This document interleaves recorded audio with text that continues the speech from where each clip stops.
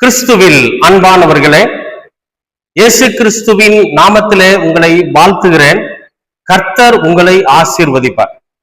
இன்றைய அனுதின உணவிற்காக கர்த்தர் நமக்கு கொடுக்கிற வார்த்தை, அதாவது இந்த வார்த்தையை நாம வாசிக்கிறப்போ இயேசு கிறிஸ்து நம் மீது எவ்வளவு அன்பு வைத்திருக்கிறார் அப்படிங்கிறதுக்கு இந்த வசனம் மிகப்பெரிய உதாரணம். அவர் எப்படிப்பட்டவரு, அவருடைய அன்பு இவ்வளவு மிகுதியானதா, தன் ஜீவனை கொடுக்கிற அளவுக்கு மிகுதியானது அப்படின்னா நமக்கு தெரியும். ஆனா இங்க அவர் ஒரு வேண்டுதல் பண்றார். இந்த வேண்டுதலில அவர் என்ன கேட்கிறார் அப்படின்னு மட்டும் பாருங்களேன். ஏன்னா எப்பொழுதுமே இந்த உலகத்துல வாழ்கிற மக்கள் அவங்க எவ்வளவு பெரிய உயர்ந்த ஸ்தானத்துல இருந்தாலும் தன்னால முடிஞ்சதை எல்லாருக்கும் செஞ்சுட்டு அவங்க பாட்டுக்கு போயிட்டே இருப்பாங்க. தன்னால என்ன முடியுதோ அதை ஏழைகளுக்கு, எளியவர்களுக்கு, மற்றவர்களுக்கு செஞ்சுட்டு போயிடுவாங்க. ஆனா தனக்கு இணையா அவங்க வரணும்னு நினைக்க மாட்டாங்க. எனக்கு ஈக்குவலா அவங்க வந்துடணும், என்ன மாதிரி அவங்களும் ஒரு பெரிய பதவிக்கு வரணும், என்ன மாதிரி அவங்களும் ஒரு பெரிய அரசியல்வாதியா வரணும், அல்ல ஒரு ஆசிரியா வரணும், அப்படி 98% மக்கள் நினைக்க மாட்டாங்க. எப்பா உன்னால 5-10 கொடுக்க முடியுதா, கொடுத்து உதவிட்டு போயிட்டாரு, எதுக்காக நீ இப்படி தேவையில்லாத விஷயங்களை இழுத்து போட்டுட்டு செஞ்சுட்டு இருக்கிற, அவன் எப்படி போனா உனக்கு என்ன, பசிக்குதா அவனுக்கு ஒரு வேளை சாப்பாடு வாங்கி கொடு, துணி கேட்கறானா ஒரு துணி எடுத்து கொடு, இல்ல எங்காவது போகணும்னு பஸ் சார்ஜ் பணம் கேட்கறானா கையில பணம் தான் 10-50 கொடுத்துட்டு வருவியா, அதை விட்டுட்டு சும்மா அவன் மேல ரொம்ப அக்கறையா இருக்கிற அப்படின்னு நிறைய பேர் பேசுறத நம்மளால கேட்க முடியும். ஏன் நமக்கும் கூட அப்படிப்பட்ட ஒரு அறிவுரை வந்திருக்கும் அப்படிங்கிறது ஆச்சரியம் இல்லை. ஆனா இங்க இயேசு கிறிஸ்து என்ன பண்றாரு பாருங்க. ஏங்க இப்படி ஒருவர் இந்த உலகத்துல வாழ்ந்திருக்கிறார், வாழ்ந்து காண்பித்திருக்கிறார், அவர் மரித்து உயிரோடு எழுந்திருக்கிறார், இன்றைக்கும் வாழ்ந்து கொண்டிருக்கிறார் அப்படின்னா அப்ப நாமெல்லாம் எவ்வளவு பாக்கியவான்களா இருப்போம். இங்க பிதா கிட்ட ஒரு வேண்டுதல் பண்றார். என்னன்னா யோவான் 17ஆம் அதிகாரத்துல 24வது வசனம் பாருங்க.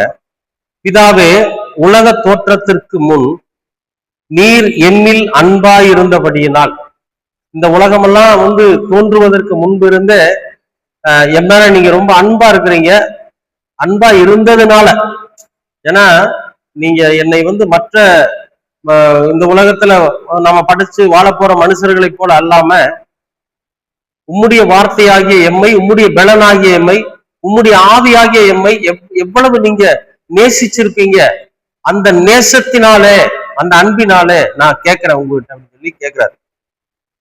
அன்பா இருந்தபடியினாலே நீர் எனக்கு தந்த என்னுடைய மகிமையை நீர் எனக்கு தந்தவர்கள் காணும்படியா, நீர் எனக்கு தந்த மகிமை, அதாவது இந்த பூலோகத்துல போய் நீ வாழ போற, ஆனா உன்னைய எதுவும் நெருங்கிடக்கூடாது, அசுத்தமோ விபச்சாரமோ வேசித்தனமோ பாவமோ எதுவும் நீ செஞ்சிடக்கூடாது. மற்றவர்களுடைய பாவத்தையும் மற்றவருடைய அக்கிரமத்தை மற்றவருடைய மீறல்களை சுமப்பதற்காகத்தான் நான் உன்னைய பூமிக்கு அனுப்புறேன். அப்போ உனக்கு ஒரு மகிமையை நான் கொடுக்குறேன். என்னன்னா நீ இந்த பூமியில போய் எது சொல்றையோ அது நடக்கும். நீ பரிசுத்தமா வாழ்ந்து காண்பிக்கிறதுக்கு உனக்கு என்ன பலன் வேணுமோ அந்த பலன் நான் உனக்கு கொடுக்குறேன். இந்த உலகத்துல நேர்மையாய் நிதானமாய் பரிசுத்தமாய் வாழணும்னா அதுக்கு ஒரு பலன் இருக்கணும். அப்படிப்பட்ட பலனை நீ, அதைத்தான் ஒரு மகிமைன்னு சொல்ற, அப்படி ஒரு மகிமையை நீர் எனக்கு கொடுத்தீர். நீர் எனக்கு கொடுத்திருக்கிற இந்த மகிமையை இங்க இருக்கிறவங்க எல்லாம் பார்த்தாங்க, அந்த ஜனங்கள் எல்லாம் பார்த்தாங்க, நீங்க எனக்கு கொடுத்தவங்க எல்லாம் பார்த்தாங்க. நான் எங்கே இருக்கிறேனோ அங்கே அவர்களும் என்னுடனே கூட இருக்க விரும்புகிறேன். நான் எங்கே இருக்கிறேனோ அவர்களும் என்னுடனே கூட அங்கே இருக்க விரும்புகிறேன். என்னங்க அது, எப்படிப்பட்ட ஒரு அற்புதமான ஒரு வேண்டுதல் பாருங்க. நான் எங்க இருக்கிறேனோ அங்க அவங்களும் வரணுங்கிறார். சரி, இவர் எங்க இருந்தார் சொல்லுங்க. ஸ்தேவான் அடிபட்டு பரிசுத்த ஆவியினால நிரப்பப்பட்டு வானம் திறந்திருக்கிறத பாக்குறாரு. அந்த வானம் திறந்த உடனே அங்க மேல யார பாக்குறாரு, பிதாவாகிய தேவனுடைய மகிமையும் பக்கத்துல இயேசுவானவர் இருக்கிறதையும் பாக்குறாரு. அப்ப பிதாவினுடைய வலது பாரிசத்துல யார் இருக்கிறாங்க? இயேசு இருக்கிறாருங்கிறது உண்மை. ஏன்னா அதை ஒருத்தர் கண்ணால பார்த்து இங்க சாட்சி சொல்லிட்டு போயிருக்காரு. அது இல்லாம வெளிப்படுத்தின விசேஷத்தை வாசிச்சு பாத்தீங்கன்னா, அவர் பிதாவினுடைய வலது பாரிசத்துல வீட்டு இருக்கிற விஷயங்கள் உண்மை. அதை சாட்சியுள்ள வார்த்தைகளாக எழுதப்பட்டிருக்கு. அப்ப இயேசு கிறிஸ்து என்ன கேட்கிறாரு பாருங்க, நான் எங்கே இருக்கிறேனோ அங்கே என்னுடனே கூட அவர்களும் இருக்கிறதுக்கு விரும்புறேன். எப்படிங்க? இந்த உலகத்துக்கு வந்தாரு, மீட்பு கொடுத்தாரு, ரட்சிப்பு கொடுத்தாரு, பாவத்திலிருந்து மன்னிச்சாரு, எல்லாமே ரைட்டு. நம்ம எல்லாம் அவரோட சொந்த பிள்ளைகளா ஏத்துக்கிட்டாரு, அது ரைட்டு. ஆனா தனக்கு கிடைக்கக்கூடிய இடத்துல பிதாவாகிய தேவனுடைய வலது பாரிசத்துல நாமும் இருக்கணும்னு விரும்புறாரு. பாத்தீங்களா? அவங்க பிதா கிட்ட வேண்டுதல் பண்றாரு பாரு. அப்ப எவ்வளவு அன்பு பாத்தீங்களா நம்ம மேல. நாம இந்த பூமியில மகிமை இழந்தவர்களா தாண்டோட்டித்தனமா தெரிஞ்சிடக்கூடாது. அவரால ரட்சிக்கப்பட்டவங்க, அவரால மீட்கப்பட்டவங்க, அவரால் இந்த உலகத்தில் இருந்து தெரிந்து கொள்ளப்பட்ட நீங்களும் நானும் எங்க இருக்கணும்னு விரும்புறாருங்க. அவர் இருக்கிற இடத்துல பிதாவுடைய வலது பாரிசத்தில் அவர் இருக்கிறாரு, அங்க நாம எல்லாம் இருக்கணும்னு விரும்புறாரு. எவ்வளவு அற்புதமான தேவன் பாத்தீங்கன்னா.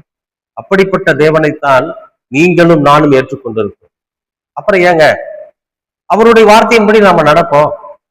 பிதாவாகிய தேவனுடைய வலது பாரிசத்துல நாமும் வீட்டு இருப்போம். இயேசு கிறிஸ்துனுடைய விருப்பத்தின்படி பிதா அதுக்கு சம்மதம் சொல்லுவாரு. ஆனா நாம் அதுக்கு நம்மை தகுதிப்படுத்திக் கொள்ளணும். நிச்சயமாகவே நீங்கள் உங்களை தகுதிப்படுத்திக் கொள்ளுவீர்கள் என்று நான் விசுவாசிக்கிறேன். இந்த அனுதின உணவின் மூலம் நம்ம எல்லோருமே இயேசு கிறிஸ்து எங்கு இருக்கிறாரோ அங்கே செல்லுவதற்கு நாம் நம்மை தகுதிப்படுத்திக் கொள்வோம். அன்பின் பரலோக பிதாவே, அருமையான நல்ல இந்த அனுதின உணவிற்காக நன்றி. இயேசுவானவர் பிதாவின் இடத்துல தான் தெரிந்து கொண்ட பிள்ளைகள் இயேசு கிறிஸ்து எங்கே இருக்கிறாரோ அங்கே அவர்களும் இருக்க வேண்டும் என்கிற அந்த வேண்டுதலை இதா நிறைவேற்றுவார். ஆனால் நாங்கள் அதற்கான தகுதி அடைந்து கொள்ள நீங்க கிருபை பாராட்டுங்க. எங்களை பரிசுத்தப்படுத்தி இயேசு கிறிஸ்து இருக்கிற இடத்துல நாங்களும் செல்ல வேண்டும். அதற்கான தகுதியை, ஞானத்தை, அறிவை நீர் எங்களுக்கு தாரும். தொடர்ந்து உமது கிருபை எங்களை வழி நடத்தட்டும். இரட்சகராம் இயேசு கிறிஸ்துவின் வழியாய் கேட்கிறோம் நல்ல பிதாவே. ஆமேன், ஆமேன்.